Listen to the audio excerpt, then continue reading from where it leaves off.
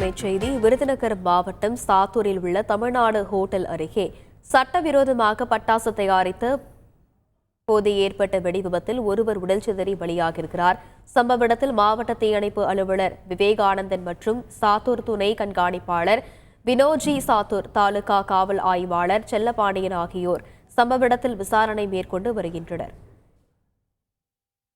இது பற்றிய மேலும் விவரங்களை செய்தியாளர் கருப்பசாமி வழங்க நேர்க்கலாம். வணக்கம் கருப்பசாமி. விருதுநகரில் ஏற்பட்டிருக்கக்கூடிய இந்த வெடி விபத்தில் மேலும் வேறு யாருக்கேனும் காயம் ஏற்பட்டிருக்கிறதா? முதற்கட்ட விசாரணையின் செய்தி என்ன? வணக்கம். அதாவது விருதுநகர் மாவட்டம் சாத்தூர் அருகே தேசிய நெடுஞ்சாலையில தமிழ்நாடு ஹோட்டல் என்ற ஒரு பகுதி இருக்குது.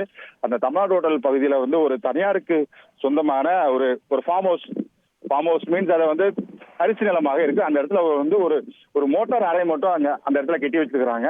அந்த அந்த அந்த மோட்டார் அறையில பாத்தீங்கன்னா சிவகாசி அருகே உள்ள மீனம்பட்டி பகுதியைச் சேர்ந்த அஜித் என்ற வாலிபர் நேற்று அங்க சட்டவிரோதமாக வெடிமருந்தை பயன்படுத்தி பட்டாசு தயாரிக்கும் முறையில நேற்று இரவு ஈடுபட்டிருக்கிறாரு. அந்த அந்த அந்த பகுதியில இரவு ஈடுபட்ட நேரத்துல அந்த பட்டாசுல ஏற்பட்ட உராய்வு காரணமாக நைட்டு பட்டாசு வெடி விபத்து என்பது இந்த இடத்துல ஏற்பட்டிருக்கு.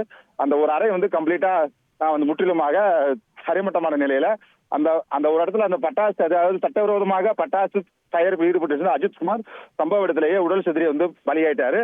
இன்று காலை தகவல் காவல்துறைக்கும் தீயணைப்பு துறையினருக்கும் தகவல் வந்ததை அடுத்து சம்பவ இடத்திற்கு விரைந்து வந்த மாவட்ட தீயணைப்பு அலுவலர், சாத்தூர் டிஎஸ்பி மற்றும் சாத்தூர் தாலுகா காவல் ஆய்வாளர் அவர்கள் சம்பவ இடத்துல சம்பவத்தில் விசாரிச்சுட்டு இருக்காங்க. விசாரித்த அடிப்படையில் அந்த இடத்துல ஒரு உடலை நீண்ட போராட்டத்திற்கு பின்னர் தேடி கண்டுபிடிச்சிருக்கிறாங்க அஜித் என்பவரோட உடலை.